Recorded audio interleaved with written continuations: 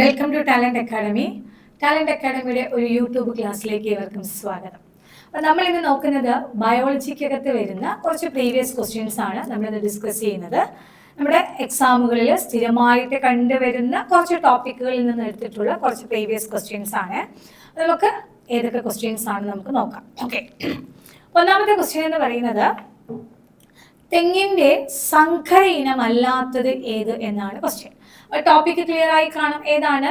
ഇവിടെ കൃഷി കാർഷിക വിളകൾ എന്ന ഭാഗത്ത് വരുന്ന ടോപ്പിക് ക്വസ്റ്റ്യനെ ചോദിച്ചിരിക്കുന്നത് തെങ്ങിന്റെ സങ്കര ഇനമല്ലാത്തത് ഏത് എന്നതാണ് ക്വസ്റ്റ്യൻ. ഓക്കെ, അപ്പോൾ ഓപ്ഷൻസ് ഏതൊക്കെയാണ്? ചന്ദ്രലക്ഷയുണ്ട്, ലക്ഷഗംഗയുണ്ട്, അക്ഷയുണ്ട്, ചന്ദ്രശങ്കരയുണ്ട്. അപ്പൊ ഇതില് തെങ്ങിന്റെ സങ്കര ഇനം അല്ലാത്തത് ഏത് എന്ന് ചോദിച്ചാൽ ആൻസർ ഏതാണ്?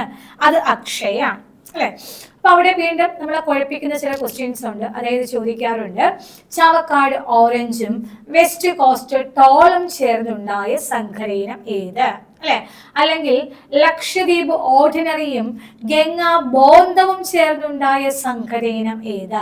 ഇങ്ങനെയും നമ്മൾ ചോദിക്കാറുണ്ട്. അപ്പൊ ജസ്റ്റ് നോക്കിക്കൊള്ളുക. ഇവിടെ ചന്ദ്രലക്ഷ എന്നൊരു ഓപ്ഷൻ കാണുന്നുണ്ട് അല്ലെ. എന്താ ചന്ദ്രലക്ഷ? ചന്ദ്രലക്ഷ എന്ന് പറയുന്നത് ഇത് ചാവക്കാട് ഓറഞ്ചും അതുപോലെ തന്നെ ഏതാണ് ലക്ഷദ്വീപ് ഓർഡിനറിയും ചേർന്നുണ്ടായ സങ്കരയിനം തെങ്ങാണ്. ഓക്കെ, അപ്പോ ചന്ദ്രലക്ഷയുടെ പ്രത്യേകത എന്താണ്?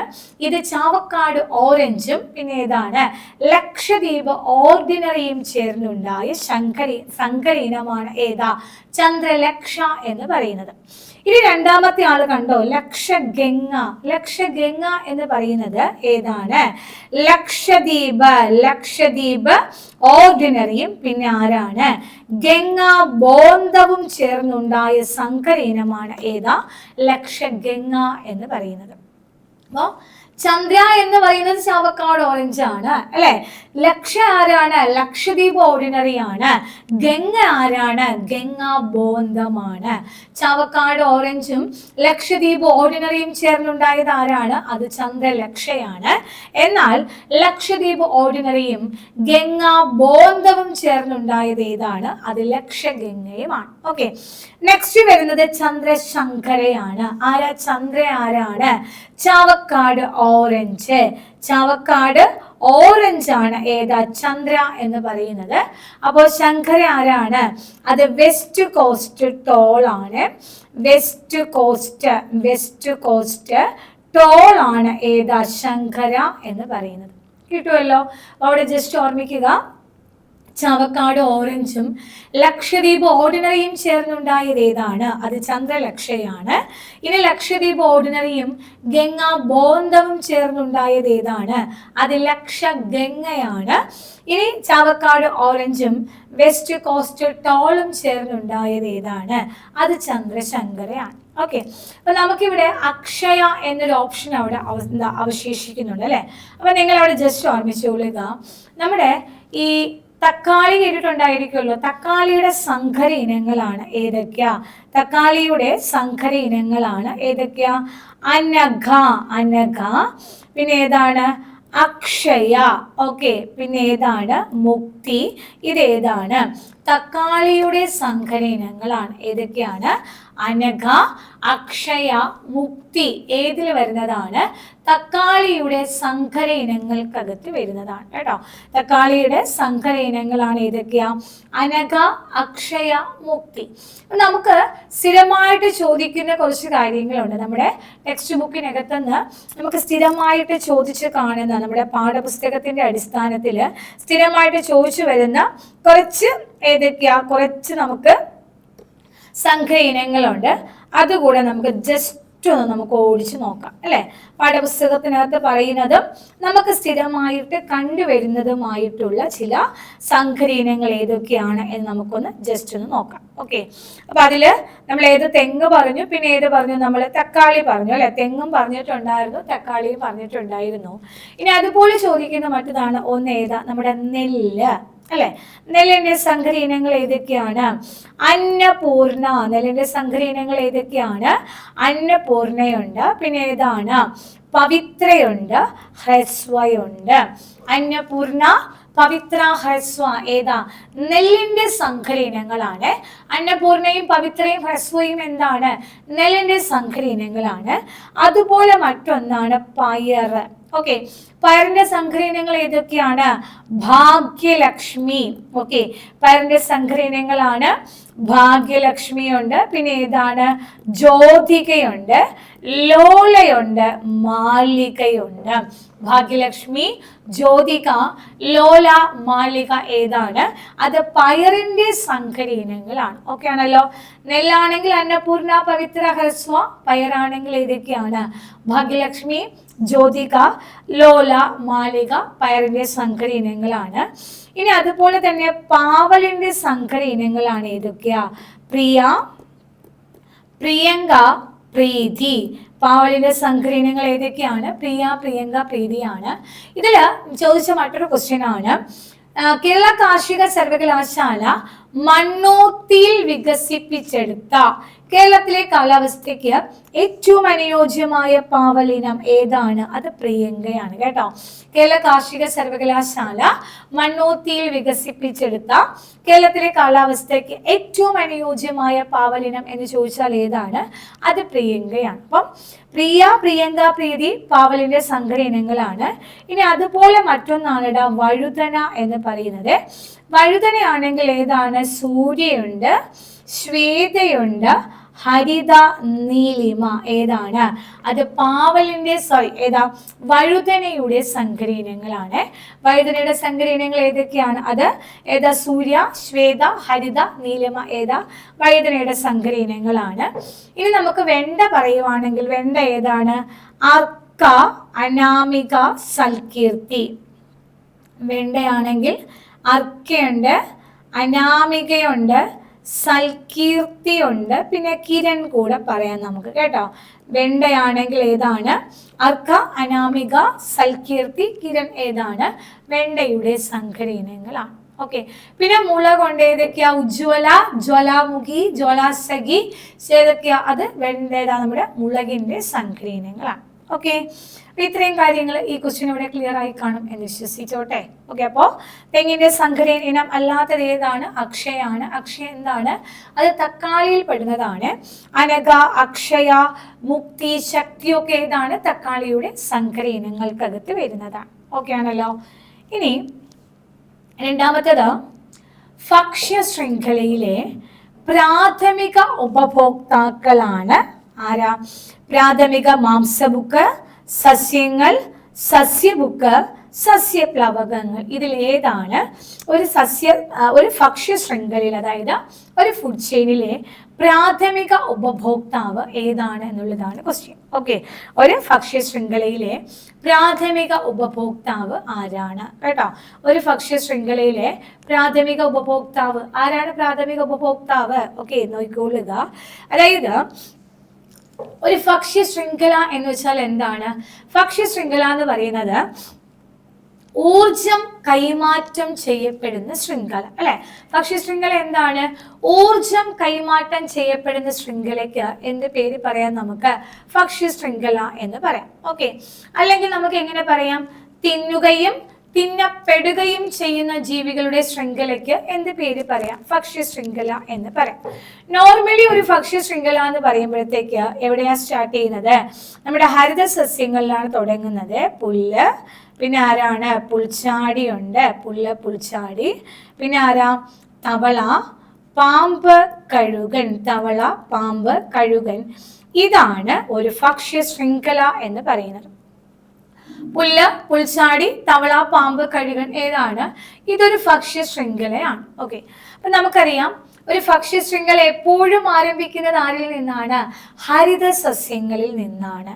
ഓക്കെ, ഓർമ്മിച്ചോളുക, ഒരു ഭക്ഷ്യ ശൃംഖല എപ്പോഴും ആരംഭിക്കുന്നത് ആരിൽ നിന്നാണ്? ഹരിത സസ്യങ്ങളിൽ നിന്നാണ്.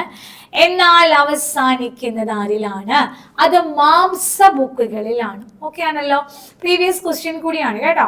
ഒരു ഭക്ഷ്യ ശൃംഖല ആരംഭിക്കുന്നത് ഹരിത സസ്യങ്ങളിലാണെങ്കിലും അത് അവസാനിക്കുന്നത് എവിടെയാണ്? അത് മാംസബുക്കുകളിലാണ്. ഓക്കെ, അവസാനിക്കുന്നത് എവിടെയാണ്? മാംസബുക്കുകളിലാണ് അവസാനിക്കുന്നത്. ഓക്കെ, ഇനി അടുത്ത നമ്മുടെ പോയിന്റിലോട്ട് വരുമ്പോൾ ഒരു ഭക്ഷ്യ ശൃംഖലയില് ഹരിത സസ്യങ്ങൾ സ്വന്തമായിട്ട് ആഹാരം നിർമ്മിക്കുന്നത് കൊണ്ട് നമുക്ക് അവയെ എന്ത് പേര് വിളിക്കാം? നമുക്ക് ഉൽപാദകർ എന്ന് വിളിക്കാം. ഓക്കെ, ഹരിത സസ്യങ്ങൾ സ്വന്തമായിട്ട് ആഹാരം നിർമ്മിക്കുന്നത് കൊണ്ട് നമുക്ക് അവയെ എന്ത് വിളിക്കാം? ഉൽപാദകർ എന്നാണ് വിളിക്കുക. അങ്ങനെയാണെങ്കിൽ ആരാണ് ഉപഭോക്താക്കൾ? ഈ ഹരിത സസ്യങ്ങളെ ആഹാരത്തിനായി ആശ്രയിക്കുന്നവരെ നമുക്ക് എന്ത് പേര് പറയാം? നമുക്ക് ഉപഭോക്താക്കൾ അഥവാ കൺസ്യൂമേഴ്സ് എന്ന് പറയാം. ഹരിത സസ്യങ്ങളെ ആഹാരത്തിനായിട്ട് ആശ്രയിക്കുന്ന വ്യക്തികളെയാണ് നമ്മൾ എന്ത് പേര് പറയുന്നത്? കൺസ്യൂമർ അഥവാ ഉപഭോക്താക്കൾ എന്ന് പറയുന്നത്. അപ്പൊ നമ്മുടെ ഈ ഒരു ഭക്ഷ്യ ശൃംഖല നോക്കുമ്പോഴത്തേക്ക് കണ്ടോടാ, ഈ പുൽച്ചാടി മുതല് കഴുകൻ വരെയുള്ള ആൾക്കാർ എന്താണ്? ഉപഭോക്താക്കളാണ്. ഓക്കെ, ഈ ഉപഭോക്താക്കളെ നമുക്ക് 3 വിഭാഗമായിട്ട് തിരിക്കാൻ സാധിക്കും കേട്ടോ. ഈ ഉപഭോക്താക്കളെ നമുക്ക് എന്ത് ചെയ്യാൻ പറ്റുന്നുണ്ട്? 3 വിഭാഗങ്ങളായിട്ട് തിരിക്കാൻ പറ്റുന്നുണ്ട്. ഓക്കെ, ഒന്നാമത്തെ ആളിനെ നമ്മൾ പറയുന്ന പേര് പ്രാഥമിക ഉപഭോക്താവ് എന്നാണ്. ഉപഭോക്താക്കളെ നമുക്ക് എന്ത് ചെയ്യാം? നമുക്ക് ഇവരെ 3ആയിട്ട് തിരിക്കാം. ഒന്നാമത്തെ ആളിന്റെ പേര് പ്രാഥമിക ഉപഭോക്താവ് എന്നാണ്. 2 ദ്വിതീയ ഉപഭോക്താവാണ്. 3 ആരാണ്? അത് തൃതീയ ഉപഭോക്താവാണ്. അവിടെ കാണാതെ ഓർമ്മിക്കേണ്ട കാര്യം ഒന്നെന്താ? ഒരു ഭക്ഷ്യ ശൃംഖലയിലെ ആദ്യത്തെ കണ്ണി ഹരിതസസ്യങ്ങളാണ്, അവസാനത്തെ കണ്ണി മാംസബുക്കുകളാണ്. എന്നാൽ ഹരിതസസ്യങ്ങൾ സ്വന്തമായിട്ട് ആഹാരം നിർമ്മിക്കുന്നത് കൊണ്ട് നമുക്ക് അവയെ എന്ത് പേര് വിളിക്കാം? ഉൽപാദകർ എന്ന് വിളിക്കാം.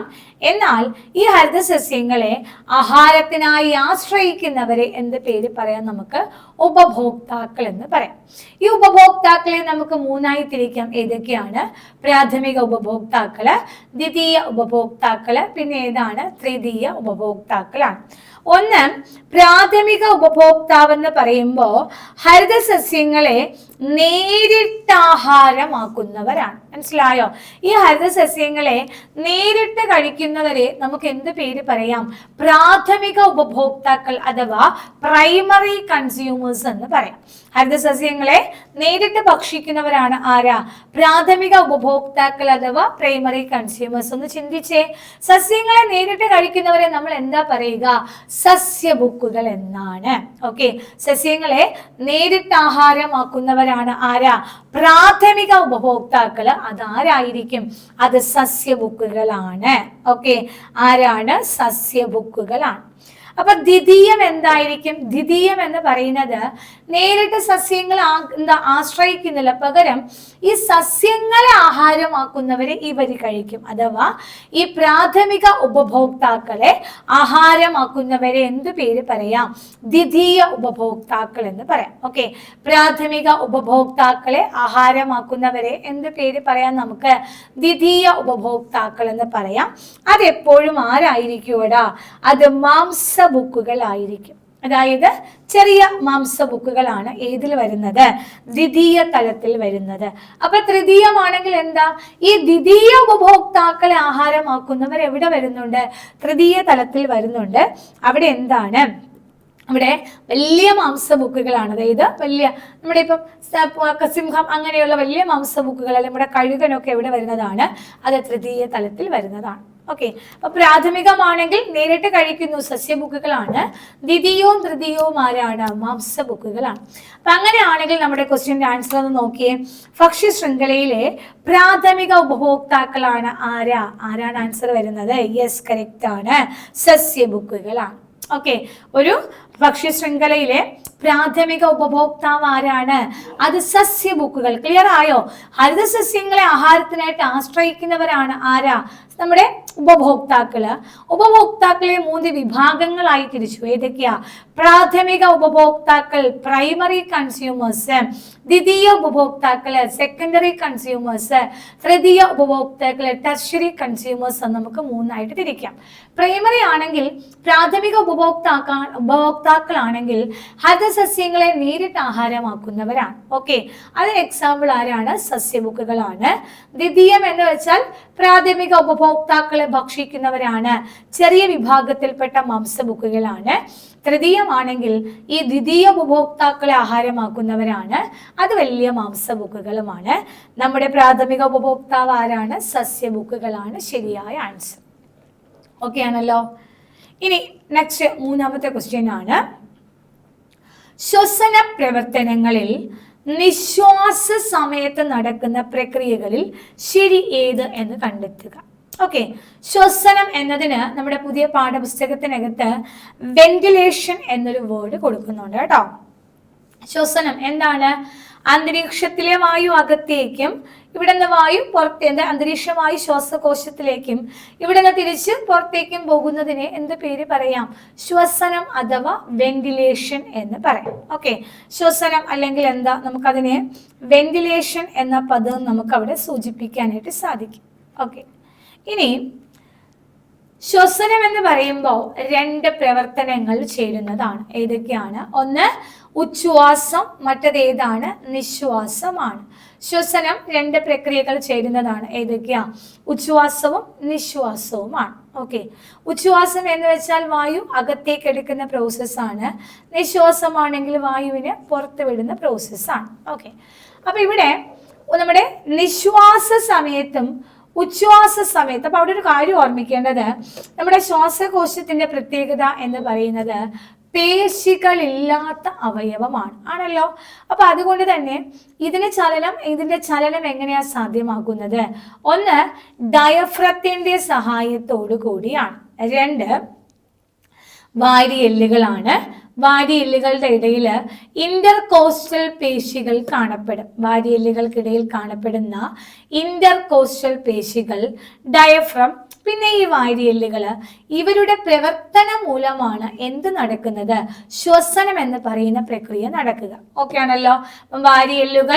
വാരിയെല്ലുകൾക്കിടയിൽ കാണപ്പെടുന്ന ഇന്റർകോസ്റ്റൽ പേശികൾ, ഡയഫ്രം എന്നിവയുടെ പ്രവർത്തന ഫലമായിട്ടാണ് എന്ത് നടക്കുന്നത്? ശ്വസന പ്രക്രിയ നടക്കുന്നത്. ഓക്കെ, അപ്പൊ അവിടെ ഓർമ്മിക്കുക, നമ്മുടെ ആ ഉച്ഛ്വാസം നിശ്വാസ സമയത്ത് എന്ത് ചെയ്യുന്നുണ്ട്? ചില പ്രവർത്തനങ്ങൾ അവിടെ നടക്കും. ഏതൊക്കെയാണ് എന്ന് നമുക്ക് നോക്കാം. ഞാൻ ആദ്യം പറയുന്നത് ഉച്ഛ്വാസ സമയത്ത് നടക്കുന്ന പ്രവർത്തനങ്ങളെ കുറിച്ചാണ്. ഉച്ഛ്വാസം എന്ന് വെച്ചാൽ എന്താ? നമ്മുടെ വായുവിനെ അകത്തേക്ക് എടുക്കുന്ന പ്രോസസ്സിനെയാണ് എന്ത് പേര് പറയുക? ഉച്ഛ്വാസം എന്ന് പറയുക. ഉച്ഛ്വാസ സമയത്ത് ഒന്നാമത് നടക്കുന്ന പ്രോസസ്സ് നമ്മുടെ വാരിയെല്ലുകൾ ഉയരും എന്നുള്ളതാണ്. ഓക്കെ, ഉച്ഛ്വാസ സമയത്ത് നടക്കുന്ന ഒന്നാമത്തെ പ്രോസസ്സ് എന്താണ്? വാരിയെല്ലുകൾ ഉയരുന്നു. വാരിയെല്ലുകൾ എന്ത് ചെയ്യും? ഉയരും. എന്ന് വെച്ചാല് നമ്മുടെ വാരിയെല്ലുകൾക്കകത്തുള്ള ഇന്റർകോസ്റ്റൽ പേശികൾ സങ്കോചിക്കുന്നതിന്റെ ഫലമായിട്ട് വാരിയെല്ലുകൾ ഉയരും. മനസ്സിലായോ? ഇവിടെ ഇന്റർകോസ്റ്റൽ പേശികൾ, വാരിയെല്ലുകളിൽ കാണപ്പെടുന്ന ഇന്റർകോസ്റ്റൽ പേശികൾ സങ്കോചിക്കുന്നതിന്റെ ഫലമായി വാരിയെല്ലുകൾ ഉയരുന്നു. ഓക്കെ, അതേസമയം എന്ത് ചെയ്യുന്നുണ്ട്? നമ്മുടെ ഡയഫ്രം എന്ത് ചെയ്യുന്നുണ്ട്? ഡയഫ്രം സങ്കോചിക്കും. അതായത് ഇങ്ങനെ ഒരു ആർച്ച് ഷേപ്പ് ഇരിക്കുന്ന ആള് എന്ത് ചെയ്യും? ഇങ്ങനെയായിട്ട് മാറും. മനസ്സിലായോ? ഒന്ന് നമ്മുടെ ഇന്റർകോസ്റ്റൽ പേശികളുടെ സങ്കോചത്തിന്റെ ഫലമായിട്ട് വാരിയെല്ലുകൾ ഉയരുന്നു, ഡയഫ്രം സങ്കോചിക്കുന്നു. അപ്പൊ എന്ത് സംഭവിക്കും? അതിനകത്തുള്ള സ്പേസ് കൂടി, അല്ലെ? അതായത് ഔരസാശയം, നമ്മുടെ തൊറാസിക് ക്യാവിറ്റിയുടെ വ്യാപ്തം കൂടി എന്നുള്ളതാണ്. ഓക്കെ, ഔരസാശയത്തിന്റെ വ്യാപ്തം എന്ത് ചെയ്തു? കൂടി. അപ്പൊ എന്ത് ചെയ്യുവാണ്? നമ്മൾ പഠിക്കുന്ന ഡിഫ്യൂഷൻ എന്നൊരു പ്രോസസ്സ് ഉണ്ടല്ലോ. എന്താണ്? ഗാഢത കൂടിയ ഭാഗത്ത് നിന്ന് ഗാഢത കുറഞ്ഞ ഭാഗത്തേക്ക് സഞ്ചരിക്കും. അതായത് ആ സമയത്ത് നമ്മുടെ എന്ത് ചെയ്തു? ഔരസാശയ വ്യാപ്തം കൂടിയ സമയത്ത് ഇവിടെ എന്ത് ചെയ്തു? മർദ്ദം കുറഞ്ഞു. ഓക്കെ, ഔരസാശയത്തിന്റെ വ്യാപ്തം കൂടിയപ്പോൾ എന്ത് ചെയ്തു? മർദ്ദം കുറഞ്ഞു. വ്യാപ്തം കൂടിയപ്പോൾ മർദ്ദം കുറഞ്ഞു. അപ്പൊ എന്ത് സംഭവിക്കുന്നുണ്ട്? അന്തരീക്ഷവായു അകത്തേക്ക് പ്രവേശിക്കുന്നു. ഇതിന് പറയുന്ന പേരാണ് ഉച്ഛ്വാസം എന്ന് പറയുന്നത്. ഓക്കെ, അപ്പൊ ഉച്ഛ്വാസ സമയത്ത് നടക്കുന്ന മാറ്റങ്ങൾ: ഒന്ന്, വാരിയെല്ലുകൾ ഉയരുന്നു. രണ്ട്, ഡയഫ്രം സങ്കോചിക്കുന്നു. മൂന്നാമതായിട്ട് എന്ത് ചെയ്യുന്നുണ്ട്? ഔരസാശയത്തിന്റെ വ്യാപ്തം കൂടുന്നു. 4 ഔരസാശ്യ മർദ്ദം എന്ത് ചെയ്യുന്നുണ്ട്? കുറയുന്നു. അപ്പൊ എന്ത് സംഭവിക്കും? മർദ്ദം കുറയുമ്പോൾ ഗാഢത കൂടിയ ഭാഗത്തുനിന്ന് ഗാഢത കുറഞ്ഞ ഭാഗത്തേക്ക് എന്ത് ചെയ്യുന്നുണ്ട്? വസ്തുക്കൾ സഞ്ചരിക്കുന്നു. ഓക്കെ, ഇനി നെക്സ്റ്റ് നോക്കിക്കൊള്ളുക. രണ്ടാമത്തേത് നമ്മുടെ നിശ്വാസമാണ് കേട്ടോ. രണ്ടാമത്തെ പ്രോസസ്സ് ഏതാണ്? നിശ്വാസം. അതായത് വായു പുറത്തേക്ക് വിടുന്ന പ്രോസസ്സാണ് ഏതാ? നിശ്വാസം. അപ്പോൾ എന്ത് ചെയ്യുവാണ്? നമ്മുടെ ഇന്റർകോസ്റ്റൽ പേശികൾ പൂർവസ്ഥിതി പ്രാപിക്കുമ്പോൾ നമ്മുടെ വാരിയെല്ലുകൾ താഴ്ന്നു വരും. ഓക്കെ, ഇന്റർകോസ്റ്റൽ പേശികൾ സങ്കോചിച്ചിരുന്ന ആള് പൂർവസ്ഥിതി പ്രാപിച്ചപ്പോൾ നമ്മുടെ വാരിയെല്ലുകൾ എന്ത് ചെയ്തു? താഴെ വന്നു. ഡയഫ്രം അതിന്റെ പൂർവസ്ഥിതി പ്രാപിക്കും. ക്ലിയർ ആയോ? വാരിയെല്ലുകൾ താഴ്ന്നു വന്നപ്പോൾ എന്ത് ചെയ്തു? ഡയഫ്രം അതിന്റെ പൂർവസ്ഥിതി പ്രാപിക്കുന്നു. അപ്പൊ എന്ത് ചെയ്യുവാണ്? അവിടെ എന്ത് ചെയ്യുവാണ്? വ്യാപ്തം കുറഞ്ഞു. ഓക്കെ, പക്ഷെ എന്ത് ചെയ്തടാ? മർദ്ദം കൂടി. അപ്പൊ എങ്ങനെ പറയാം? ഔരസാശ്യ വ്യാപ്തം കുറഞ്ഞു, പിന്നെന്താണ്? ഔരസാശ്യ മർദ്ദം കൂടി. അപ്പൊ എന്ത് സംഭവിക്കുന്നുണ്ട്? നമ്മൾ പഠിച്ചിട്ടുണ്ടല്ലോ, ഗാഢത കൂടിയ ഭാഗത്തുനിന്ന് ഗാഢത കുറഞ്ഞ ഭാഗത്തേക്കുള്ള തന്മാത്രകളുടെ സഞ്ചാരമാണ് നമ്മുടെ ഡിഫ്യൂഷൻ. അപ്പൊ എന്ത് ചെയ്തു? ഇവിടെ ഔരസാശ്യത്തിന്റെ വ്യാപ്തം കൂടി. അപ്പൊ എന്ത് ചെയ്തു? വ്യാപ്തം കുറഞ്ഞു. നിശ്വാസമാണ് പറയുന്നത്. നിശ്വാസമാണ്. നിശ്വാസ സമയത്ത് എന്ത് ചെയ്യുന്നുണ്ട്?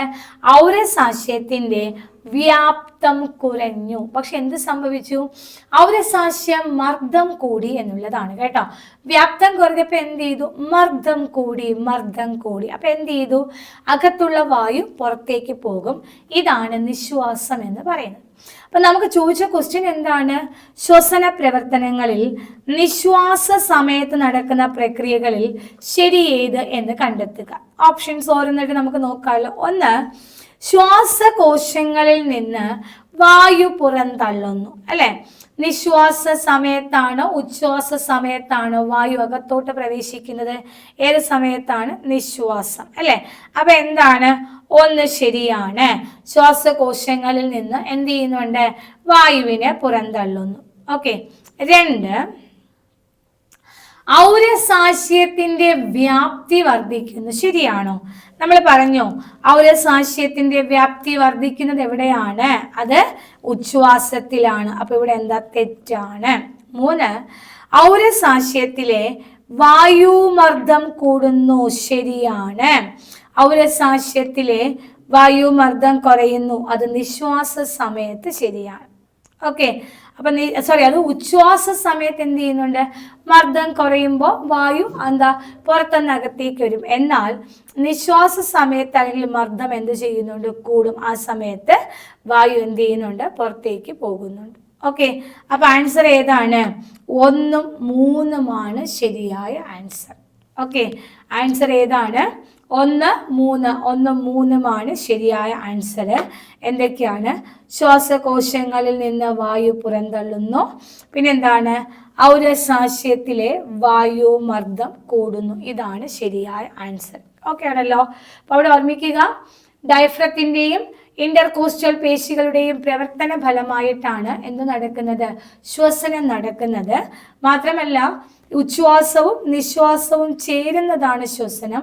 ഉച്ഛ്വാസ സമയത്താണെങ്കിൽ വാരിയെല്ലുകൾ ഉയരും. കാരണം എന്താണ്? നമ്മുടെ ഇന്റർകോസ്റ്റൽ പേശികൾ സങ്കോചിക്കുന്നതിന്റെ ഫലമായി വാരിയെല്ലുകൾ ഉയരുന്നു, ഡയഫ്രം താഴുന്നു. എന്ത് ചെയ്യുന്നു? ഇവിടെ വ്യാപ്തം കൂടുമ്പോൾ എന്ത് ചെയ്യുന്നുണ്ട്? മർദ്ദം കുറയുന്നുണ്ട്.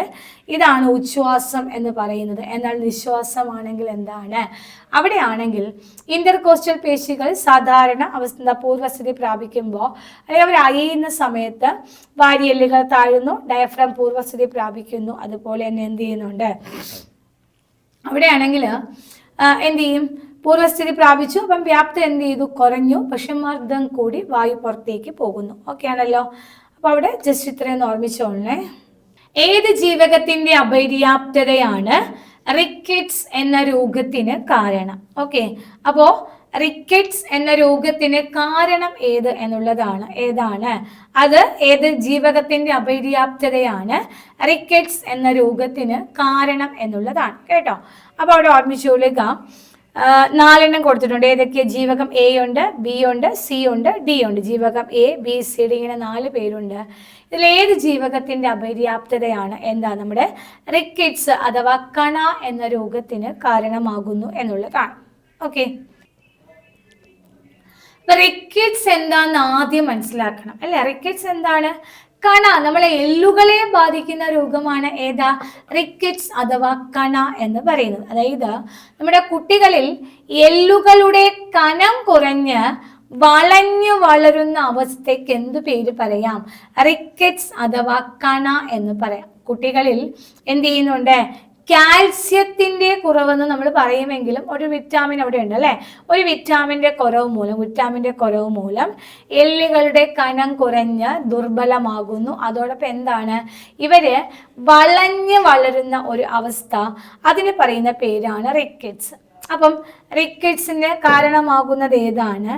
അത് ജീവകം ഡി ആണ്. ഓക്കെ, റിക്കറ്റ്സിന് കാരണം ആരാണ്? അത് ജീവകം ഡി ആണ്.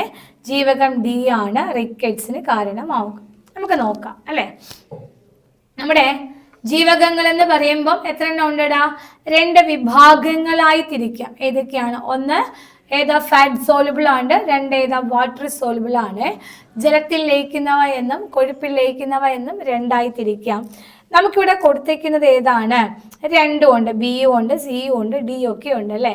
അതില് കൊഴുപ്പിൽ ലയിക്കുന്നവ എ, ഡി, ഇ, കെ ആണ്. 2 പേരാണ്, എ, ഡി, ഇ, കെ ആണ്. ഇനി അതുപോലെ തന്നെ ഏതാണ്?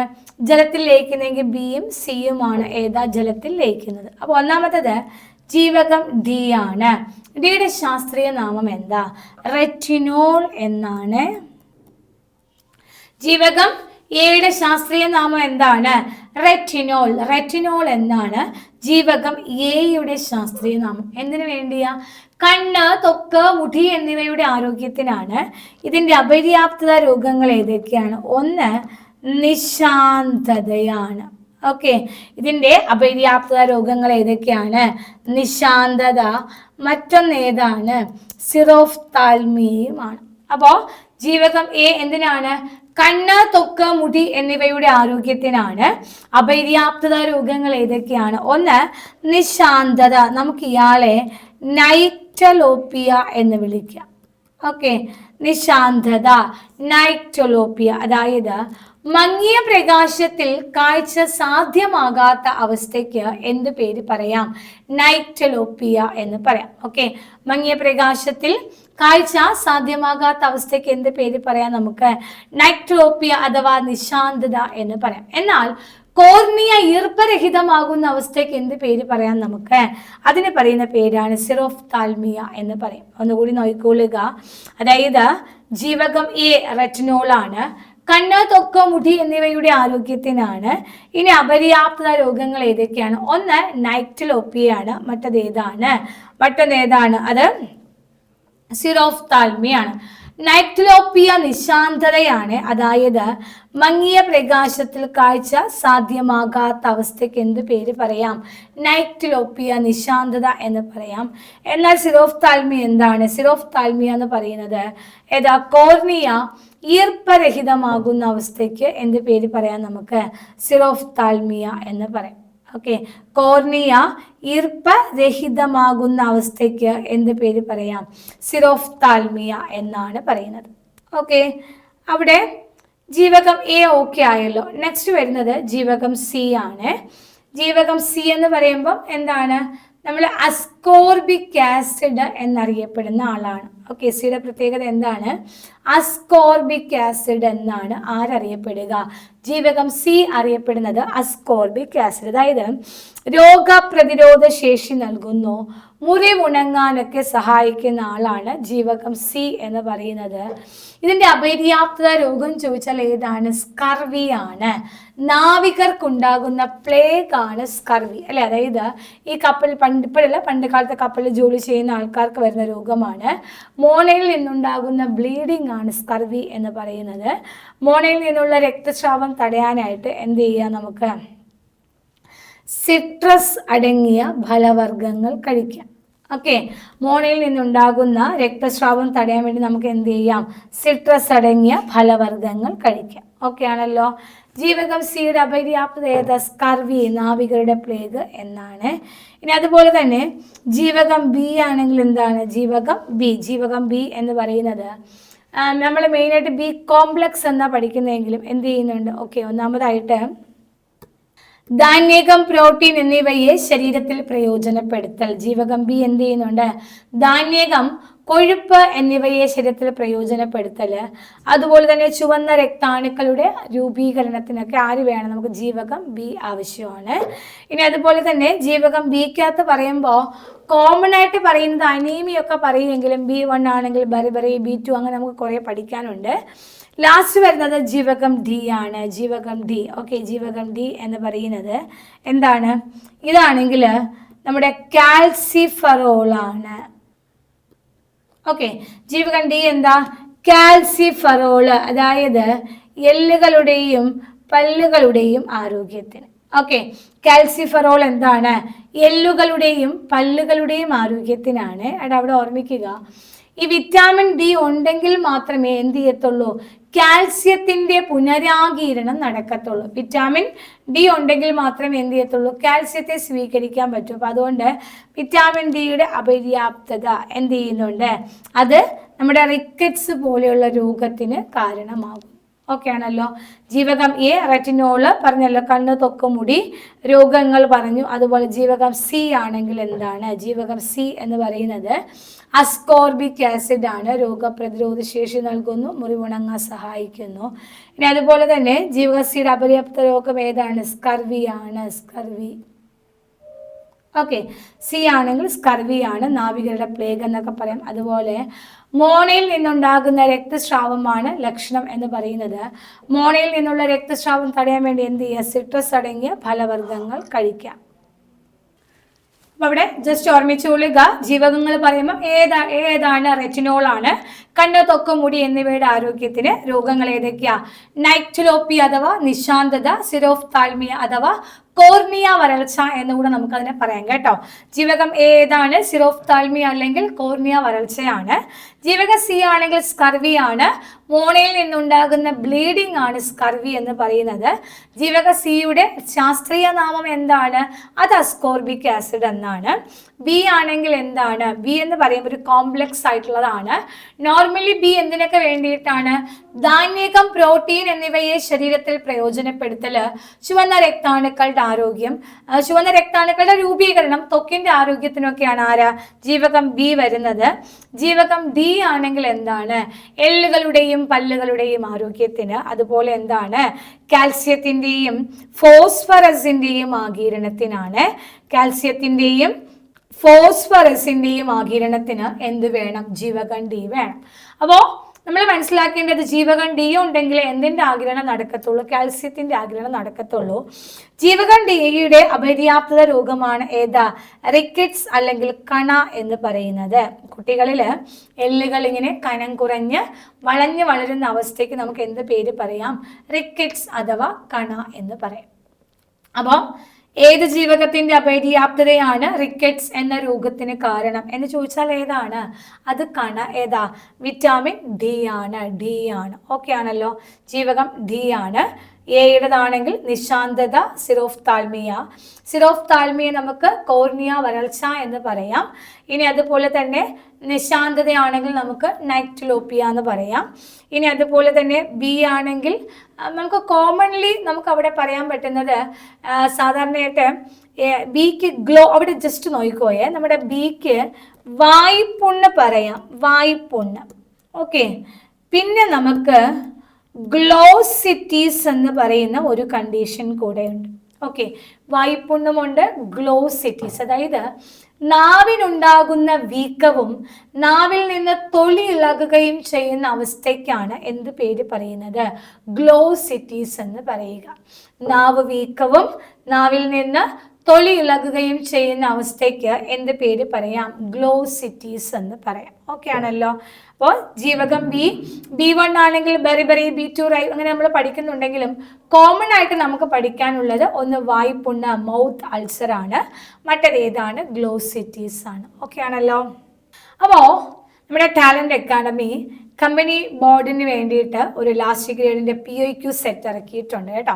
അപ്പം ഏകദേശം 3000-ഓളം POQ വരുന്ന നമ്മുടെ വിത്ത് എക്സ്പ്ലനേഷൻ ആണ്, ക്വസ്റ്റ്യൻസ് വിത്ത് എക്സ്പ്ലനേഷനോട് കൂടിയിട്ടുള്ള ഒരു POQ സെറ്റ് ഇറക്കിയിട്ടുണ്ട്. നിങ്ങളുടെ എക്സാംസിന് നിങ്ങൾക്ക് ഏറ്റവും കൂടുതലായിട്ട് അത് പ്രയോജനപ്പെടുന്ന ഒരു ഒരു ടെക്സ്റ്റ് ആണ് കേട്ടോ. അപ്പം നമ്മൾ എന്ത് ചെയ്യുക, എത്രയും പെട്ടെന്ന് നിങ്ങൾ ഈ പുസ്തകങ്ങൾ കരസ്ഥമാക്കുക. നിങ്ങളുടെ എക്സാമിൽ ഏറ്റവും ആദ്യത്തെ റാങ്കുകൾ ഉറപ്പാക്കാനായിട്ട് ഈ പുസ്തകം നിങ്ങളെ ഒരുപാട് സഹായിക്കും. അപ്പോൾ അതിന് വേണ്ടിയിട്ട് ഉടനെ തന്നെ എന്ത് ചെയ്യുക, ടാലൻറ്റ് അക്കാഡമിയുമായിട്ട് ബന്ധപ്പെട്ട് ഈ പുസ്തകങ്ങൾ നിങ്ങൾ എത്രയും പെട്ടെന്ന് വാങ്ങിക്കാനായിട്ട് ശ്രമിക്കുക. നമ്മുടെ വരുന്ന എക്സാമിന് ഇനിയും കുറച്ച് ദിവസം കൂടെ ബാക്കിയുണ്ട് അല്ലേ. അപ്പോൾ ആ ദിവസങ്ങളിൽ നമുക്ക് മാക്സിമം പ്രയോജനപ്പെടുത്താനും പഠിച്ച കാര്യങ്ങൾ കുറേ കൂടെ നമുക്ക് റിവൈസ് ചെയ്യാനും അതുപോലെ തന്നെ കുറേ എക്സ്ട്രാ നമുക്ക് കാര്യങ്ങൾ പഠിക്കാനും ഈ ഒരു പുസ്തകം നമ്മളെ നന്നായിട്ട് സഹായിക്കും. അപ്പോൾ ലാസ്റ്റ് ഗ്രേഡ് എക്സാമിന് വേണ്ടിയിട്ടുള്ള ഒരു POQ സെക്ഷനാണ്. ഏകദേശം 3000-ഓളം POQ അടങ്ങി, POQ വിത്ത് എക്സ്പ്ലനേഷൻ അടങ്ങിയ ഒരു ടെക്സ്റ്റ് ബുക്കാണ്. അവൻ എന്ത് ചെയ്യുക, എത്രയും പെട്ടെന്ന് ആ പുസ്തകം സ്വന്തമാക്കി ലാസ്റ്റ് ഗ്രേഡ്, നമ്മുടെ വരുന്ന ലാസ്റ്റ് ഗ്രേഡ് കമ്പനി ബോർഡ് എക്സാംസിൽ ഏറ്റവും ആദ്യത്തെ റാങ്കുകൾ കരസ്ഥമാക്കാനായിട്ട് ശ്രമിക്കുക. ഓക്കെ, അപ്പോൾ അതിന് ടാലൻറ്റ് അക്കാഡമിയിൽ ഓഫീസുമായിട്ട് കോൺടാക്ട് ചെയ്യുക, പുസ്തകം എത്രയും പെട്ടെന്ന് കരസ്ഥമാക്കുക. നമ്മുടെ ക്വസ്റ്റ്യനിൽ അടുത്ത് വരുന്നത് കേന്ദ്ര തോട്ടവിള ഗവേഷണ കേന്ദ്രം എവിടെയാണ് എന്നുള്ളതാണ് അല്ലേ. നമ്മുടെ കൃഷി കാർഷിക വിളയുമായിട്ട് ബന്ധപ്പെട്ട ക്വസ്റ്റ്യൻ തന്നെയാണ് ഇതും.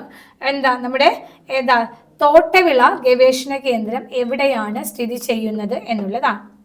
അപ്പോൾ ഓപ്ഷൻസ് ഏതൊക്കെയുണ്ട്? കോട്ടയമുണ്ട്, പിന്നെ ഏതുണ്ട്? കാസർഗോഡുണ്ട്, കോഴിക്കോടുണ്ട്, പിന്നെ ഏതുണ്ട്? മണ്ണൂത്തി. 4 ഓപ്ഷൻസ് കൊടുത്തിട്ടുണ്ട്. ഇതിൽ നമ്മുടെ തോട്ടവിള ഗവേഷണ കേന്ദ്രം എവിടെയാണ് എന്നുള്ളതാണ്. ഓക്കെ, തോട്ടവിള ഏതാണ്? പ്ലാന്റേഷൻ ക്രോപ്പ് റിസർച്ച് ഇൻസ്റ്റിറ്റ്യൂട്ട് ആണ്. ഓക്കെ, ഏതാണ്? സെൻട്രൽ. തോട്ടവിള ഏതാണ്? സെൻട്രൽ പ്ലാന്റേഷൻ ക്രോപ്പാണ്, ക്രോപ്പ് റിസർച്ച്. ഓക്കെ, എവിടെയാണ്? പ്ലാന്റേഷൻ ക്രോപ്പ് എവിടെയാ വരുന്നത്? അത് കാസർഗോഡാണ്. ഓർമ്മിച്ചോളുക, കേന്ദ്ര തോട്ടവിള ഗവേഷണ കേന്ദ്രമാണെങ്കിൽ എവിടെയാണ്? അത് കാസർഗോഡാണ്. അപ്പം നമ്മൾ ചിലപ്പം അവിടെ എന്താണ്? Central plantation crop, CPC. Okay, plantation crop research institute എന്നാണ് പറയുന്നത്. Central plantation crop research institute എവിടെയാണ്? അത് കാസർഗോഡാണ്. ഓക്കെ ആണല്ലോ. പ്ലാന്റേഷൻ ക്രോപ്പ് റിസർച്ച് ഇൻസ്റ്റിറ്റ്യൂട്ട് വരുന്നത് എവിടെയാണ്? നമ്മുടെ എവിടെയാ? അത് നമ്മുടെ കാസർഗോഡാണ് വരിക. ഓക്കെ, നെക്സ്റ്റ് വരുന്നത് ഓപ്ഷൻസ് നോക്കാം അല്ലേ. കോട്ടയം. എന്താ കോട്ടയത്തിന്റെ പ്രത്യേകത? റബ്ബർ റിസർച്ച് ഇൻസ്റ്റിറ്റ്യൂട്ട് എവിടെയാണ്? അത് കോട്ടയത്താണ്. ഓക്കെ, റബ്ബർ റിസർച്ച് ആണെങ്കിൽ എവിടെയാണ്? കോട്ടയം. കോട്ടയത്താണ് ഏത് വരിക? റബ്ബർ റിസർച്ച് ആണെങ്കിൽ അത് കോട്ടയത്താണ്. പിന്നെ വരുന്നത് ഏതാണ്? കോഴിക്കോട്. കോഴിക്കോടിന്റെ പ്രത്യേകത ചോദിച്ചിട്ടുണ്ട് കേട്ടോ. Spices research. Okay, spices research എവിടെയാണ്? അത് കോഴിക്കോടാണ്. Indian institute of spices research എന്നാണ്. Indian institute of spices research എവിടെയാണ്? അത് കോഴിക്കോടാണ്. അപ്പോൾ പറഞ്ഞ കാര്യങ്ങൾ, റബ്ബർ റിസർച്ച് ആണെങ്കിൽ കോട്ടയത്താണ്. സെൻട്രൽ പ്ലാന്റേഷൻ ക്രോപ്പ് റിസർച്ച് എവിടെയാണ്? തോട്ടവിള ഗവേഷണ കേന്ദ്രം, അതായത് കൊക്കോ, കമുക് ഇതുമായി ബന്ധപ്പെട്ടതാണ് ഏതാ? പ്ലാന്റേഷൻ എന്ന് പറയുന്നത്. അത് കാസർഗോഡാണ്. ഇനി Indian institute of spices research എവിടെയാണ്? കോഴിക്കോടാണ്. Indian institute of spices research എവിടെയാ? കോഴിക്കോടാണ് കേട്ടോ. അത് പ്രീവിയസ് ക്വസ്റ്റ്യൻ കൂടിയാണ്. Indian institute of spices research സ്ഥിതി ചെയ്യുന്നത് എവിടെയാണ്? കോഴിക്കോടാണ്. ലാസ്റ്റ് വരുന്നത് മണ്ണൂത്തിയാണ്. എന്താ മണ്ണൂത്തിയുടെ പ്രത്യേകത? കേരള കാർഷിക സർവകലാശാലയുടെ ആസ്ഥാനമാണ്. കേരള കാർഷിക സർവകലാശാല, കേരള കാർഷിക സർവകലാശാലയുടെ ആസ്ഥാനമാണ് ഏതാ? മണ്ണൂത്തി. ഓക്കെ ആണല്ലോ. പറഞ്ഞ കാര്യങ്ങൾ എന്തൊക്കെയാണ്? റബ്ബർ റിസർച്ച് ആണെങ്കിൽ കോട്ടയത്താണ്. പിന്നെ അതുപോലെ ഏതാണ്? പ്ലാന്റേഷൻ ക്രോപ്പ്, തോട്ടവിള ഗവേഷണ കേന്ദ്രം, തോട്ടവിളയാണെങ്കിൽ എവിടെയാണ്? അത് കാസർഗോഡാണ്. നമ്മുടെ കോഴിക്കോടാണെങ്കിൽ സ്പൈസസ് റിസർച്ച് ആണ്.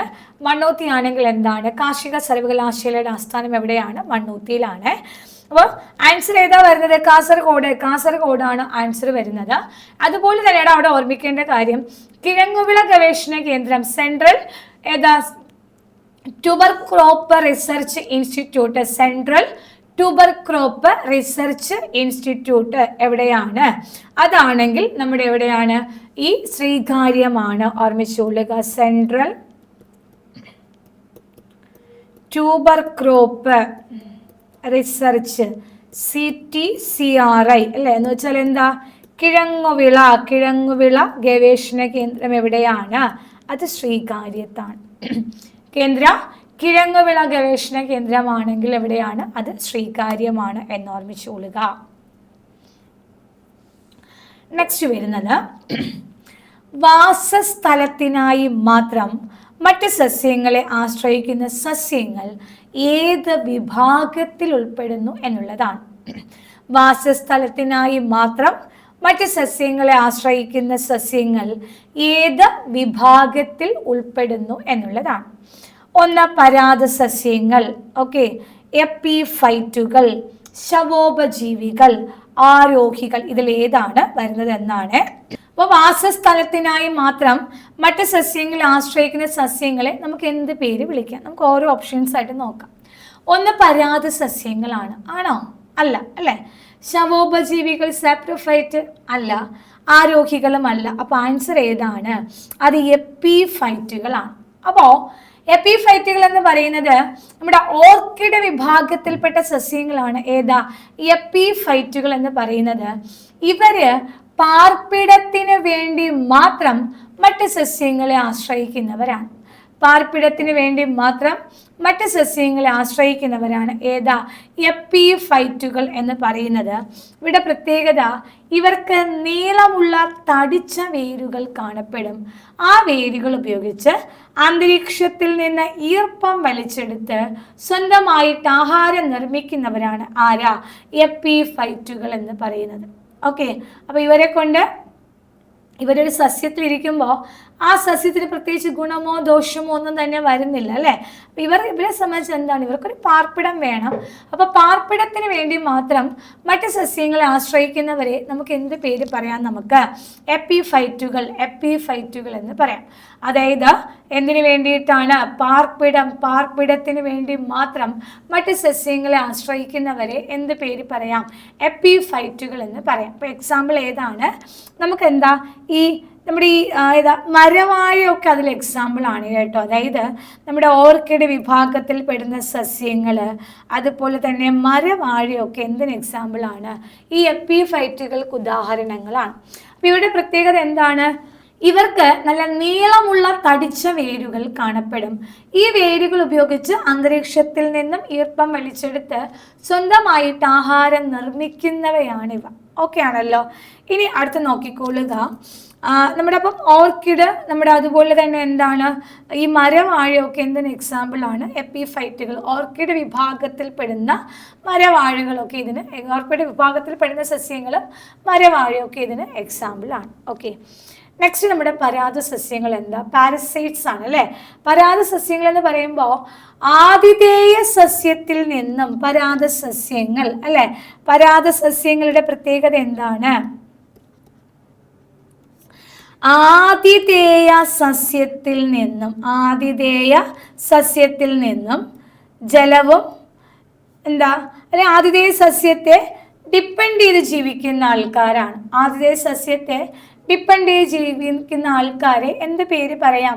പരാത സസ്യങ്ങൾ എന്ന് പറയാം. അതായത് മറ്റൊരു സസ്യത്തെ ആഹാരത്തിനും ഇതുപോലെ പാർപ്പിടത്തിനും വേണ്ടിയിട്ട് മറ്റ് സസ്യങ്ങളെ ആശ്രയിക്കുന്നവരെ എന്ത് പേര് പറയാം? നമുക്ക് പരാത സസ്യങ്ങൾ എന്ന് പറയാം. ആഹാരത്തിനും പാർപ്പിടത്തിനും വേണ്ടി മറ്റ് സസ്യങ്ങളെ ആശ്രയിക്കുന്നവരെ നമുക്ക് എന്ത് പേര് പറയാം?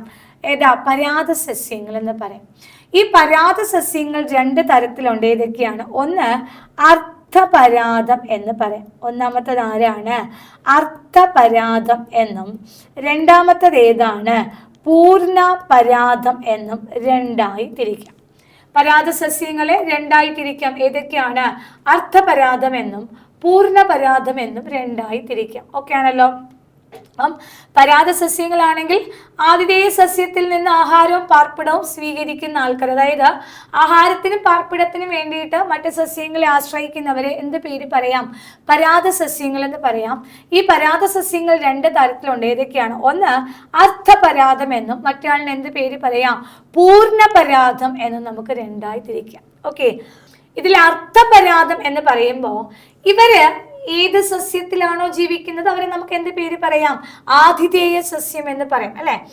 ആതിഥേയ സസ്യത്തിൽ നിന്നും ജലവും ലവണവും വലിച്ചെടുത്ത് സ്വന്തമായിട്ട് ഇവർ ആഹാരം നിർമ്മിക്കും. ക്ലിയർ ആയോ? അപ്പൊ ഇവരൊരു ആതിഥേയ സസ്യത്തിലാണ് ജീവിക്കുന്നത്. ആ സസ്യത്തിൽ ജീവിച്ചുകൊണ്ട് ആ സസ്യം വലിച്ചെടുക്കുന്ന ജലവും ലവണവും ഇവരെടുത്തിട്ട് ഇവരത് വെച്ച് അതിനെ ഉപയോഗിച്ച് ഇലകളിൽ വെച്ച് ആഹാരം നിർമ്മിക്കുന്നവരാണ്. അപ്പൊ എങ്ങനെ പറയാം? ആതിഥേയ സസ്യത്തിൽ നിന്നും ജലവും ലവണവും വലിച്ചെടുത്ത് ഇലകളിൽ വെച്ച് സ്വന്തമായിട്ട് ആഹാരം നിർമ്മിക്കുന്നവരെ എന്ത് പേര് പറയാം? അർത്ഥപരാധം.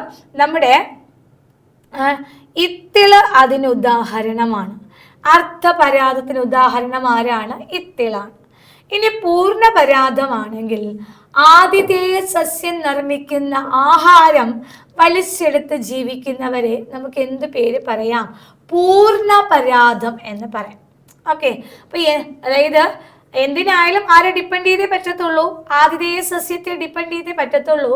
ഒന്നാമത്തെ ആളാണെങ്കിൽ നമുക്കറിയാലോ, ഒരു സസ്യത്തിന് ആഹാരം നിർമ്മിക്കാൻ എന്ത് വേണം? ജലവും ലവണവും വേണം, പിന്നെ സൂര്യപ്രകാശത്തിന്റെ സഹായം വേണം, ഹരിതകവും വേണം. കാരണം ഹരിതകമാണ് സൂര്യപ്രകാശത്തെ വലിച്ചെടുക്കുന്നത്. അപ്പോ ഇത്തിൽ അറിയാലോ, പച്ച നിറമുള്ള സസ്യമാണ്. ഈ ഇത്തിൽ ചെടി അർത്ഥപരാധത്തിന് ഉദാഹരണമാണ്. ഈ അർത്ഥപരാധം എന്താ ചെയ്യുന്നത്? ഒരു ആതിഥേയ സസ്യത്തിൽ ഇരുന്നു കൊണ്ട് ആ സസ്യം വലിച്ചെടുക്കുന്ന ജലവും ലവണവും എടുത്തിട്ട് ഇതുപയോഗിച്ച് ഇവരുടെ ഇലകളിൽ വെച്ച് സ്വന്തമായിട്ട് ആഹാരം നിർമ്മിക്കും. അവരെ നമുക്ക് എന്ത് പേര് പറയാം? അർത്ഥപരാധം എന്ന് പറയാം. ഉദാഹരണം ഏതാണ്? ഉദാഹരണം ഏതാ? നമ്മുടെ ഇത്തിളാണ്. ഓക്കെ, രണ്ട് പൂർണ്ണപരാധമാണെങ്കിൽ ആതിഥേയ സസ്യം നിർമ്മിക്കുന്ന ആഹാരം അതേപടി സ്വീകരിക്കുന്നവരെ എന്ത് പേര് പറയാം? പൂർണ്ണപരാധം. എക്സാമ്പിൾ ആരാണ്? മൂടില്ല താളിയാണ്. ഓക്കെ, എക്സാമ്പിൾ ഏതാണ്? അത് മൂടില്ല താളിയാണ്. ഓക്കെ ആണല്ലോ. അപ്പം അർത്ഥപരാധം ഇത്തിലാണ്, പൂർണ്ണപരാധം ആരാണ്? നമ്മുടെ മൂടില്ല താളിയാണ് ഏതിൽ വരുന്നത്? പൂർണ്ണപരാധത്തിനകത്ത് വരിക. ഓക്കെ, ഇനി അടുത്തവിടെ പറയുന്നത് ശവോപജീവികളെ കുറിച്ചാണ്. ഓക്കെ, അടുത്ത് വരുന്നത് ആരാണ്? അത് നമ്മുടെ ശവോപജീവികളാണ്. നമുക്ക് അവരെന്ത് പേര് പറയാടാ? സാപ്രോഫൈറ്റ്സ് എന്ന് പറയാം. ഓക്കെ, ശവോപജീവികളെ നമുക്ക് എന്ത് പേര് പറയാം? നമുക്ക് സാപ്രോഫൈറ്റുകൾ എന്നാണ് പറയുക. ഓക്കെ, ശവോപജീവികൾ അറിയപ്പെടുന്ന പേരെന്താണ്? സാപ്രോഫൈറ്റ്സുകൾ. അതായത് ജീർണ അവശിഷ്ടങ്ങളിൽ നിന്ന് ന്യൂട്രിയൻസ്, പോഷകങ്ങൾ വലിച്ചെടുത്ത് ജീവിക്കുന്നവരെ നമുക്ക് എന്ത് പേര് പറയാം? ശവോപജീവികൾ എന്ന് പറയാം. ഓക്കെ, ജീർണ അവശിഷ്ടങ്ങളിൽ നിന്ന് പോഷകങ്ങൾ വലിച്ചെടുത്ത് ജീവിക്കുന്നവരെ എന്ത് പേര് പറയാം? നമുക്ക് ശവോപജീവികൾ. നമ്മൾ പഠിച്ചിട്ടുണ്ടായിരിക്കും അല്ലെ? ഫംഗസ് വിഭാഗത്തിൽപ്പെട്ടവരൊക്കെ എന്താണ്? സാപ്രോഫൈറ്റ്സ് ആണ്. ഫംഗസുകളൊക്കെ എന്താണ്?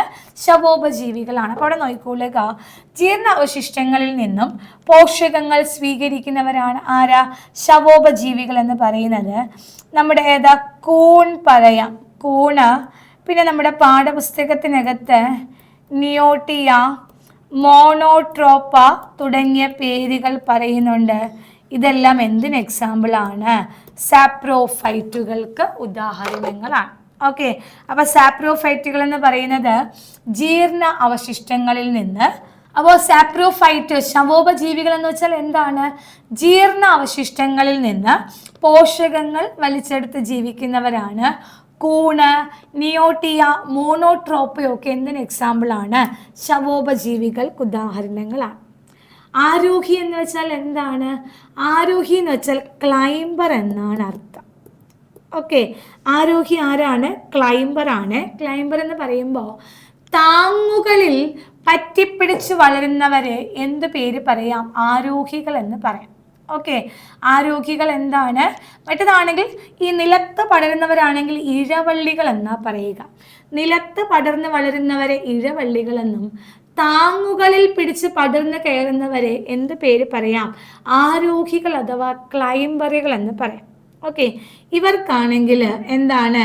ടെൻഡ്രിൽസ് എന്ന് പറയുന്ന ഭാഗം ഉണ്ടായിരിക്കും. ഓക്കെ, ടെൻഡ്രിൽസും ഉണ്ടായിരിക്കും. അതുപോലെ ചിലർക്കാണെങ്കിൽ ഈ പറ്റുവേരുകൾ, നമ്മുടെ കുരുമുളകിനൊക്കെ ആണെങ്കിൽ പറ്റുവേരുകളാണ്. ഓക്കെ, കുരുമുളകിലൊക്കെ ആണെങ്കിൽ എന്താ? പറ്റുവേരുകൾ കാണപ്പെടുന്നുണ്ട്. ഇനി ആരോഹികളുടെ പ്രത്യേകത, പറ്റിപ്പിടിച്ച് വളരാൻ വേണ്ടിയിട്ട് ടെൻഡ്രിൽസ് കാണപ്പെടും. അതുകൊണ്ട് ഇങ്ങനെ അറ്റത്തായിട്ട് ഇങ്ങനെ ഇരിക്കത്തില്ല ഇലയുടെ അറ്റത്ത്, ഇതാണ് ടെൻഡ്രിൽസ് എന്ന് പറയുന്നത്. ടെൻഡ്രിൽസ് അല്ലെങ്കിൽ ചില സസ്യങ്ങൾ, നമ്മുടെ കുരുമുളക് പോലത്തെ സസ്യങ്ങളിലാണെങ്കിൽ എന്ത് കാണപ്പെടുന്നുണ്ട്? പറ്റുവേരുകൾ കാണപ്പെടും എന്നുള്ളതാണ്. ഓക്കെ ആണല്ലോ. പരാത സസ്യങ്ങൾ ആഹാരത്തിനും പാർപ്പിടത്തിനും വേണ്ടി മറ്റുള്ളവരെ ആശ്രയിക്കുന്നു. 2 തരം: അർത്ഥപരാതം, പൂർണ്ണപരാതം. അർത്ഥപരാതം എത്തിലാണ്, പൂർണ്ണപരാതം മൂടില്ലാത്ത ആളിയാണ്. എപ്പിഫൈറ്റ് ആണെങ്കിൽ പാർപ്പിടത്തിന് വേണ്ടി മാത്രം മറ്റു സസ്യങ്ങളെ ആശ്രയിക്കുന്നവരാണ്. മരവാഴിയും ഓർക്കിഡൊക്കെ ഉദാഹരണമാണ്. ശവോപജീവികളാണെങ്കിൽ സാപ്രോഫൈറ്റുകളാണ്. ജീർണ അവശിഷ്ടങ്ങളിൽ നിന്നും പോഷകങ്ങൾ എടുക്കുന്നവരാണ്. കൂൺ, നിയോട്ടിയ, മോണോട്രോപ്പ് എക്സാമ്പിളാണ്. ആരോഗ്യങ്ങളാണെങ്കിൽ ക്ലൈംബേഴ്സ് ആണ്. താങ്ങുകളിൽ പറ്റിപ്പിടിച്ച് വളരുന്നവരാണ്. ഇവർക്ക് പടർന്ന് കയറാനായിട്ട് ടെൻഡ്രിൽസുകൾ അല്ലെങ്കിൽ പറ്റുവേരുകൾ കാണപ്പെടാറുണ്ട്. പറ്റുവേരുകളാണെങ്കിൽ കുരുമുളകാണ്. മനുഷ്യഹൃദയത്തിലെ അറകളുടെ എണ്ണം എത്ര എന്നുള്ളതാണ്. മനുഷ്യഹൃദയത്തിന് എത്ര അറകളാണ് ഉള്ളത്? മനുഷ്യഹൃദയത്തിലെ അറകളുടെ എണ്ണം എന്ന് പറയുന്നത് എത്രയാണ്? 4 എണ്ണമാണ്. ഓക്കെ, മനുഷ്യഹൃദയത്തിന് എത്ര അറകളുണ്ട്? 4 അറകളുണ്ട്. ഏതൊക്കെയാണ്? 2 ഏട്രിയം, മുകളിൽ 2 ഏട്രിയവും താഴെ 2 വെൻട്രിക്കിൾസുമാണ്. താഴെ 2 വെൻട്രിക്കിൾസ്, മുകളിൽ 2 ഏട്രിയം, താഴെ 2 വെൻട്രിക്കിൾ. ഇതാണ് മനുഷ്യൻ്റെ ഹൃദയ അറകൾ എന്ന് പറയുന്നത്. ഇനി അവിടെ ഓർമ്മിക്കുക, മനുഷ്യനാണ് 4. നമ്മൾ പറഞ്ഞത് ക്വസ്റ്റ്യൻ ഏതാ? മത്സ്യത്തിനാണ്. ഇതേതാ? മനുഷ്യനാണ്. 4. ഓക്കെ, ഇവിടെ ക്വസ്റ്റ്യൻ ഏതാണ്? മത്സ്യമാണ് കേട്ടോ. ഇനി ഞാനവിടെ ജസ്റ്റ് ഒരു ഇത് തരാം, ജസ്റ്റ് നോക്കിക്കൊള്ളുക. നമ്മുടെ ക്വസ്റ്റ്യൻ ഏതാണ്? ക്വസ്റ്റ്യൻ പറഞ്ഞിരിക്കുന്നത് മത്സ്യത്തിലെ ഹൃദയ അറകളുടെ എണ്ണം എന്നുള്ളതാണ്. 4 എണ്ണം ഏതാണെടാ? മനുഷ്യ ഹൃദയത്തിനാണ് 4 അറ. നോക്കിക്കൊള്ളുക. മത്സ്യമാണെങ്കിൽ 2, ഉരഗങ്ങൾ ഉഭയജീവികളാണ് എങ്കിൽ എത്രയാണ്? 3. മുതലയ്ക്കാണെങ്കിൽ 4. പക്ഷികൾ സസ്തനികളാണെങ്കിൽ 4. പാറ്റ 13. ഇതാണ് ഹൃദയ അറകൾ എന്ന് പറയുന്നത്. മത്സ്യത്തിന് 2.5 കേട്ടോ. മത്സ്യത്തിന് 2.5. ഇനി ഉരഗങ്ങൾ ഉഭയജീവികൾ, റെപ്റ്റൈൽസ് ആൻഡ് ആംഫീബിയൻസ് ആണ് കേട്ടോ. ഉരഗങ്ങൾ ഉഭയജീവികൾ 3 എണ്ണം ഉണ്ട്. എന്നാൽ നമ്മുടെ മുതലയ്ക്ക് എത്രയുണ്ട്? 4 അറകളുണ്ട് കേട്ടോ. മുതലയ്ക്ക് ഹൃദയ അറ 4 ആണ്. പിന്നെന്താ? പക്ഷികൾ സസ്തനികൾ, ബേർഡ്സ് ആൻഡ് മാമൽസ് ആണെങ്കിൽ എത്രയാണ്? 4 ആണ്. ബാറ്റ്സ് ആൻഡ് മാമൽസ് ആണെങ്കിൽ 4 ആണ്. പാറ്റയിലാണെങ്കിൽ 13 എണ്ണവും ഉണ്ട്. ഓക്കെ, പാറ്റയിൽ 13 എണ്ണമാണ്. അപ്പോൾ നമ്മുടെ ആൻസർ എത്രയാണ്? 2 അല്ലേ? ഇനി മത്സ്യങ്ങളിലാണെങ്കിൽ എത്രയാ? 2 ആണ്. മനുഷ്യനാണെങ്കിൽ 4 അറയുണ്ട് അല്ലേ? മനുഷ്യൻ എത്ര അറയുണ്ട്? 4 അറകളാണ്. മുകളിൽ 2 ഏട്രിയം, താഴെ 2 വെൻട്രിക്കിളാണ്. മത്സ്യത്തിൻ്റെ ഹൃദയത്തിന് 2 അറകളും ഉണ്ട് കേട്ടോ. 3 ആണെങ്കിൽ ഉരഗങ്ങൾ ഉഭയജീവികൾക്കാണ്. മുതലയ്ക്കാണെങ്കിൽ 4 എണ്ണമാണ്. അടുത്ത ക്വസ്റ്റ്യൻ എന്ന് പറയുന്നത്, ഇന്ത്യയിലെ CDRI അതായത് ആരാണ്? സെൻട്രൽ ഡ്രഗ് റിസർച്ച് ഇൻസ്റ്റിറ്റ്യൂട്ടാണ്. ലക്നൗ, ഉത്തർപ്രദേശിൽ ലക്നൗ നിർമ്മിച്ച സ്ത്രീകൾക്കായുള്ള ഗർഭനിരോധ ഉപാധി ഏത് ആണ് എന്നുള്ളതാണ്. ആൻസർ ഏതാണ്? സഹേലിയാണ്. ഈ സഹേലി ജസ്റ്റ് ഓർമ്മിച്ചോളുക.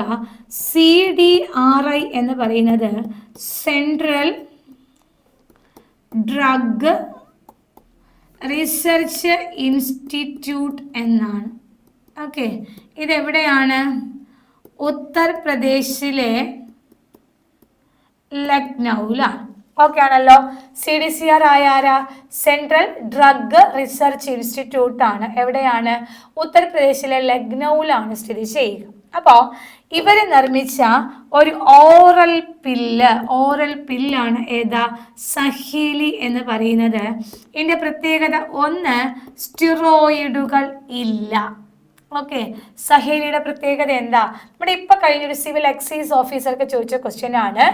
സ്റ്റിറോയിഡുകൾ അടങ്ങിയിട്ടില്ലാത്ത ആഴ്ചയിൽ 1 എന്ന ഉപയോഗക്രമമുള്ള ഗർഭനിരോധ മാർഗം ഏത്? അല്ലെ, അപ്പൊ അത് ഏതാ? നമ്മുടെ സഹേലിയാണ്. സഹേലിയുടെ പ്രത്യേകത സ്റ്റിറോയിഡുകൾ ഇല്ല എന്നുള്ളതാണ്. സഹേലിയിൽ എന്തില്ല? സ്റ്റിറോയിഡുകൾ ഇല്ല. രണ്ടാമതായിട്ട് ആഴ്ചയിൽ 1 എന്നാണ് ഇതിന്റെ ഉപയോഗക്രമം. അപ്പോൾ സഹേലിയുടെ പ്രത്യേകത എന്താണ്? സ്റ്റിറോയിഡുകൾ അടങ്ങിയിട്ടില്ല. രണ്ടാമത് എന്താണ്? ആഴ്ചയിൽ 1 എന്നതാണ് ഉപയോഗക്രമം വരുന്നത്. പറഞ്ഞ കാര്യങ്ങൾ ഓക്കെ ആണല്ലോ. CDRI എന്താണ്? സെൻട്രൽ ഡ്രഗ് റിസർച്ച് ഇൻസ്റ്റിറ്റ്യൂട്ട് ആണ്. ആസ്ഥാനം എവിടെയാണ്? ഉത്തർപ്രദേശിലെ ലക്നൌവിലാണ്.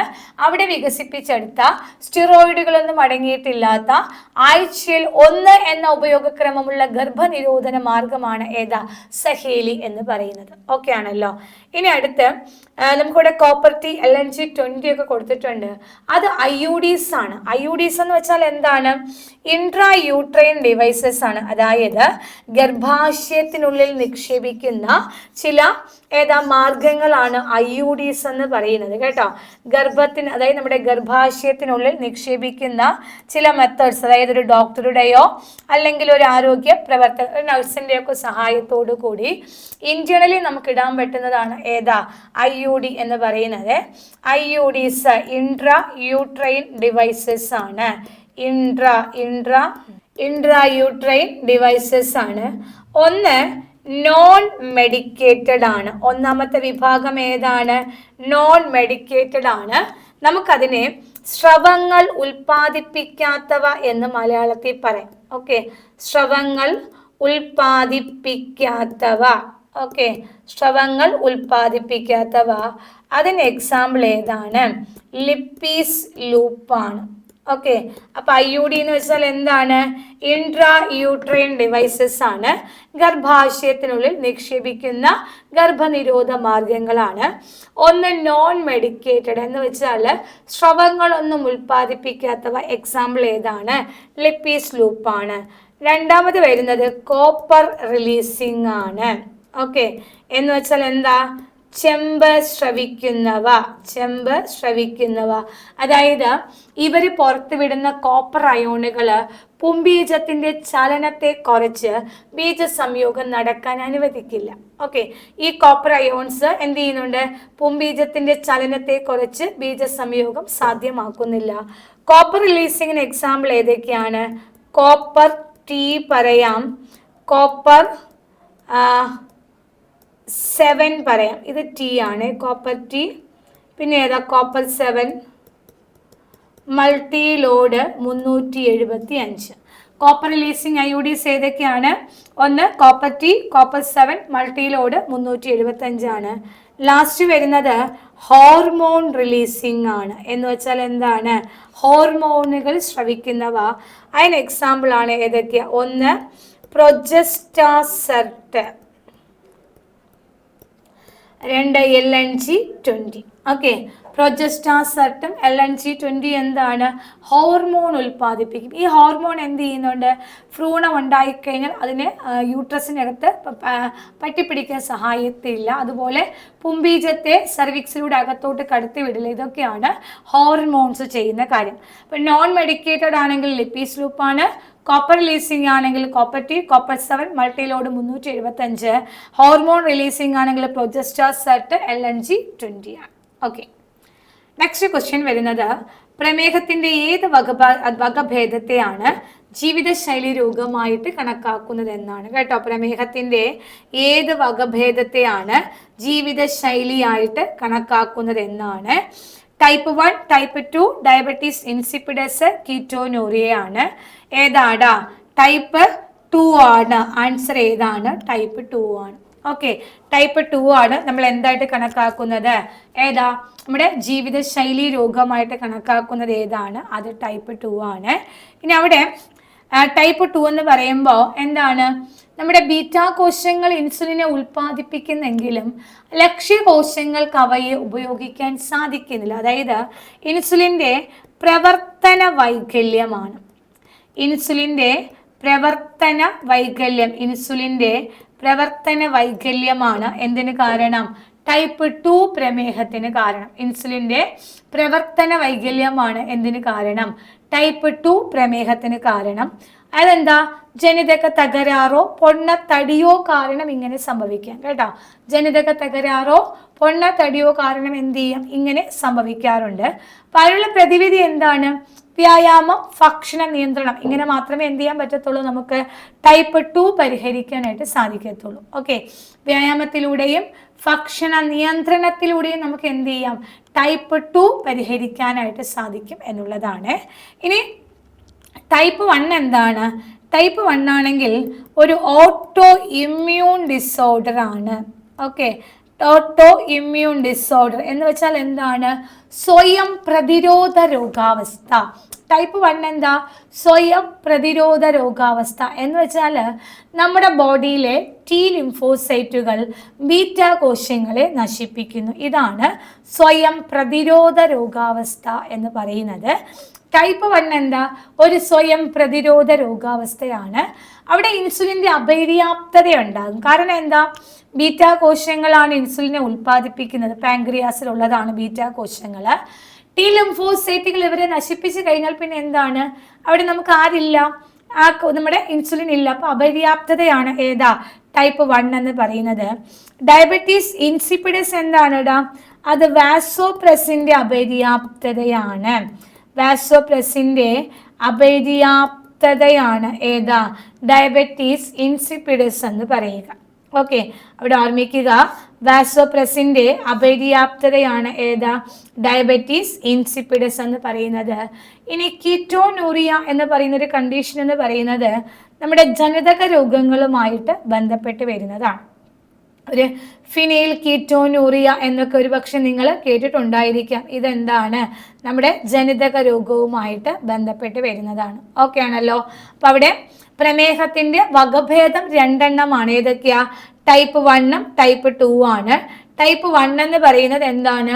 ഇൻസുലിൻ്റെ അപര്യാപ്തത എന്ന് വെച്ചാൽ നമ്മുടെ ടി ലിംഫോസൈറ്റുകൾ ബീറ്റാ കോശങ്ങളെ നശിപ്പിക്കുന്നു. ഇതൊരു ഓട്ടോ ഇമ്മ്യൂൺ ഡിസോർഡർ ആണ് എന്ന് ഓർമ്മിച്ചുകൊള്ളുക. ഓക്കെ, ഇനി അതുപോലെ തന്നെ ഏതാ? ടൈപ്പ് 2 ആണ്. ഏതാ? ജീവിതശൈലി ടൈപ്പ് 2 ആണ്. അതാണെങ്കിൽ ഇൻസുലിൻ്റെ പ്രവർത്തന വൈകല്യമാണ്. അവിടെ ബീറ്റാ കോശങ്ങൾ ഇൻസുലിനെ ഉൽപ്പാദിപ്പിക്കുമെങ്കിലും ലക്ഷ്യകോശങ്ങൾക്ക് അവയെ ഉപയോഗിക്കാൻ സാധിക്കുന്നില്ല. കാരണം എന്താ? അത് ജനിതക തകരാറോ പൊണ്ണത്തടിയോ ആകാം കാരണം. പിന്നെ പറഞ്ഞു ടൈപ്പ് 2 ആണ് ജീവിതശൈലി എന്ന് പറയുന്നത്. ഡയബറ്റീസ് ഇൻസിപ്പിഡസ് എന്താണ്? അത് വാസോപ്രസിൻ്റെ അപര്യാപ്തത കാരണം എന്ത് ചെയ്യുന്നുണ്ട്? അധികമായിട്ട് ഇതിനെ വലിച്ചെടുക്കാൻ സാധിക്കാത്തൊരു കണ്ടീഷനാണ് കേട്ടോ. അതായത് നമ്മുടെ വാട്ടറിൻ്റെ റീഅബ്സോർപ്ഷൻ, ജലത്തിൻ്റെ പുനരാകിരണം നടക്കാത്ത കണ്ടീഷനാണ് ഏതാ? ഡയബറ്റീസ് ഇൻസിപ്പിഡസ് എന്ന് പറയുന്നത്. ഇനി അടുത്ത് വരുന്നത് കീറ്റോനൂറിയ എന്ന് പറയുന്നത് നമ്മുടെ എന്താ? എക്സസ് ഓഫ് ഏതാ? അതായത് നമ്മുടെ ബോഡിക്കകത്ത് കീറ്റോൺ ബോഡീസ്, യൂറിനകത്ത് എക്സസ് കീറ്റോൺ ഇൻ യൂറിയ. ഓക്കെ, അതായത് നമ്മുടെ മൂത്രത്തിനകത്ത് എക്സസ് ആയിട്ട് കീറ്റോൺ ബോഡീസിൻ്റെ അളവ് കാണുന്നതാണ് കീറ്റോനൂറിയ എന്ന് പറയുന്ന കണ്ടീഷൻസ്. അപ്പം ആൻസർ ടൈപ്പ് 2 ആണ് വരുന്നത്. ലാസ്റ്റ് വരുന്നത് ഫംഗസ് മുഖേന മനുഷ്യരിൽ ഉണ്ടാകുന്ന ഒരു രോഗം ഏത് എന്നുള്ളതാണ്. സിഫിലിസ് ആണോ, സോറിയാസിസ് ആണോ, റിംഗ്വോം ആണോ, ഗൊണേറിയ ആണോ? ആൻസർ ഏതാണ്? റിംഗ്വോം അഥവാ വട്ടച്ചൊറി എന്ന് പറയുന്ന കണ്ടീഷനാണ്. ഓക്കെ, റിംഗ്വോം അല്ലെങ്കിൽ എന്താണ്? വട്ടച്ചൊറിയാണ്. അതായത് നമ്മുടെ ശരീരത്തിൽ ഉണ്ടാകുന്ന ചുവന്ന തിണർപ്പുകളാണ് കേട്ടോ. അതായത് വട്ടത്തിലുള്ള ചുവന്ന തിണർപ്പുകളാണ് റിംഗ് വോമിന്റെ ലക്ഷണം എന്ന് പറയുന്നത്. ഇത് മെയിൻലി നമ്മുടെ സമ്പർക്കത്തിലൂടെയും സ്പർശനത്തിലൂടെയൊക്കെ പകരുന്ന രോഗമാണ്. മൃഗങ്ങളിലൂടെയും എന്ത് പകരാം? റിംഗ് വോം പകരാറുണ്ട് കേട്ടോ. അപ്പൊ റിംഗ് വോം അല്ലെങ്കിൽ വട്ടച്ചൊറിയാണ് ഏതാ ആൻസർ എന്ന് പറയുന്നത്. വട്ടത്തിലുള്ള ചുവന്ന തിണർപ്പുകൾ പ്രത്യക്ഷപ്പെടുന്നുണ്ട്. ഫംഗൽ ഡിസീസ് ആണ് വേറെ ഏതൊക്കെയാ? Athletes foot. അത്ലറ്റ്സ് ഫൂട്ട് ആണെങ്കിൽ കാൽപാദങ്ങളെയും കാൽവിരലുകളെയും ബാധിക്കുന്ന രോഗമാണ്. ചൊറിച്ചിലുണ്ടാക്കുന്ന ചുവന്ന ശൽക്കങ്ങൾ പ്രത്യക്ഷപ്പെടുന്നു. മലിനമായ മണ്ണ്, ജലം എന്നിവയുമായുള്ള സമ്പർക്കം മൂലമാണ് ഈ രോഗം ഉണ്ടാകുന്നത്. ഏതാ? Athlete's foot. ഓക്കെ. പിന്നെ അതുപോലെ തന്നെ നമ്മുടെ ഏതാ? കാൻഡിഡിയാസിസ്. ഓക്കെ.